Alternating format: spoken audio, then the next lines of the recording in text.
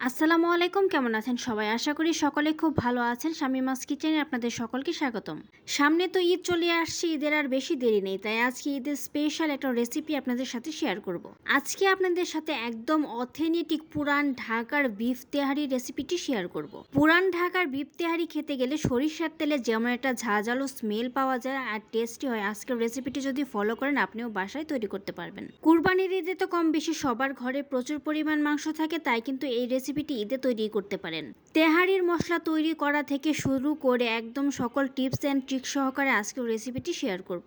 একটুও স্কিপ না করে সম্পূর্ণ রেসিপিটি দেখতে থাকুন। প্রথমেই এখানে তেহারির জন্য মশলাটা তৈরি করে নিচ্ছি। 2টা বড় সাইজের দারুচিনি আমি নিয়েছি, এখন ছোট ছোট টুকরো করে নিচ্ছি। 10 থেকে 12টার মতো এলাচ নিয়েছি, 1 চামচের মতো নিয়েছি কালো গোলমরিচ আর 1 চামচের মতো নিয়েছি লবঙ্গ। একটা জয়ফলের অর্ধেকটা আমি নিয়েছি আর সামান্য পরিমাণ নিয়েছি জয়ত্রী। এখন সবগুলো শুকনো মশলাকে আমি গুঁড়ো করে নিচ্ছি। আহামরি যদি বেশি মশলা ইউজ করতে চান তাহলে কিন্তু আসল ফ্লেভারটা নষ্ট হয়ে যায়। এই সিম্পল মশলাগুলো কিন্তু সবার ঘরেই থাকে। এখানে আমি 500 গ্রামের মতো বিফ নিয়েছি আর বিফটাকে আমি ছোট ছোট টুকরো করে কেটে নিয়েছি। তেহারিতে কিন্তু মাংসটা ছোট টুকরো করে কেটে নেওয়া হয়। চেষ্টা করবেন হাড় ছাড়া মাংসটা নেওয়ার জন্য। চুলায় একটা কড়াই বসিয়ে দিয়েছি, এখন এতে দিয়ে দিচ্ছি পর্যাপ্ত পরিমাণ সরিষার তেল। এটা কিন্তু একদমই ঘানি ভাঙা সরিষার তেল। তেলের পরিমাণটা একটু বেশি করে নিতে হবে, কারণ এই তেলেই কিন্তু মাংস আর পোলাও দুইটাই রান্না করা হবে। যদি অথেন্টিক পুরান ঢাকার তেহারি আপনি খেতে চান তাহলে কিন্তু তেহারিটা আপনাকে সরিষার তেলেই রান্না করতে হবে। তেলটা গরম হয়ে আসার পর কিছু গরম মশলা আমি দিয়ে দিচ্ছি। এতে ছিল জিরা, তেজপাতা, দারচিনি,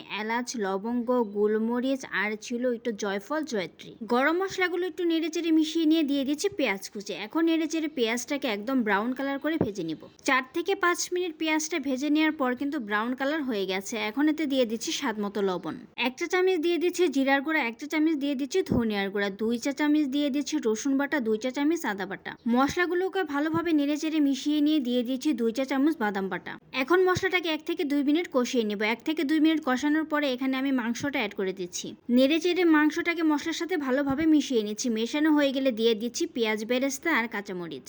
কাঁচামরিচটা মাঝখান থেকে ভেঙে দিয়ে দিচ্ছি, এতে করে ঝালটা ভালোভাবে উঠবে। অরিজিনাল তেহারি রান্নাতে কিন্তু কাঁচামরিচই ইউজ করা হয়। সম্পূর্ণ রান্নাটা কিন্তু আমি কাঁচামরিচ দিয়েই করব, পরে আরও কাঁচামরিচ এখানে অ্যাড করে দিব। তেহারির জন্য যে মশলাটা আগে থেকেই তৈরি করে রেখেছিলাম সেই মশলাটা দিয়ে দিচ্ছি। এখন আবারও নেড়েচেড়ে মশলার সাথে মাংসটাকে 4 থেকে 5 মিনিট কষিয়ে নিচ্ছি। এখনই কিন্তু খুব সুন্দর একটা ফ্লেভার বের হচ্ছে। 4 থেকে 5 মিনিট কষিয়ে নেওয়ার পর এখানে আমি হাফ কাপ পরিমাণ টক দই দিয়ে দিচ্ছি। টক দইটাকে ভালোভাবে ফেটিয়ে নিয়েছি। টক দইটা দেওয়ার পর ভালোভাবে নেড়েচেড়ে মিশিয়ে নিচ্ছি আর ঢাকনা দিয়ে ঢেকে দিচ্ছি। মাংস থেকে যে পানিটা উঠবে এটা দিয়ে ভালোভাবে কষিয়ে নিব। এই পর্যায়ে কিন্তু চুলার আঁচটা মিডিয়াম টু লোতে রাখতে হবে আর কিছুক্ষণ পরে পরে নেড়ে দিতে হবে। 10 মিনিটের মতো মাংসটাকে আমি কষিয়ে নিয়েছি। দেখতে পাচ্ছেন কত সুন্দর কষানো হয়েছে, মাংস থেকে কিন্তু তেল ছেড়ে দিয়েছে।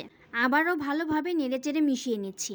মাংসটা প্রপারলি সেদ্ধ হওয়ার জন্য এখানে আমি গরম পানি অ্যাড করে দিচ্ছি। নেড়েচেড়ে মিশিয়ে নিয়ে ঢাকনা দিয়ে ঢেকে মাংসটাকে ভালোভাবে সিদ্ধ করে নিচ্ছি। মাংসটা কিন্তু খুব ভালোভাবে সিদ্ধ করা হয়ে গেছে। ঢাকনাটা যেই না খুললাম কি যে একটা নাইস ফ্লেভার বের হচ্ছিল কি আর বলবো। আবারও একটু নেড়েচেড়ে মিশিয়ে নিচ্ছি। যেহেতু এখানে টক দই দেওয়া হয়েছে তাই টক দইটাকে ব্যালেন্স করার জন্য 1 চা চামচ চিনি আমি দিয়ে দিচ্ছি। নেড়েচেড়ে মিশিয়ে নিচ্ছি। এখন যেটা করতে হবে মাংসগুলোকে একটা স্ট্রেনার দিয়ে উঠিয়ে নিতে হবে। মশলাগুলোকে রেখে দিতে হবে, কারণ এই মশলাতে আমি পোলাওয়ের চালটা ভেজে নিব। মাংসগুলো উঠানো হয়ে গেছে। এখন এখানে পোলাওয়ের চালটা আমি দিয়ে দিচ্ছি। চালটাকে আমি আগে থেকে ভালোভাবে ধুয়ে পানিটা ঝরিয়ে নিয়েছিলাম।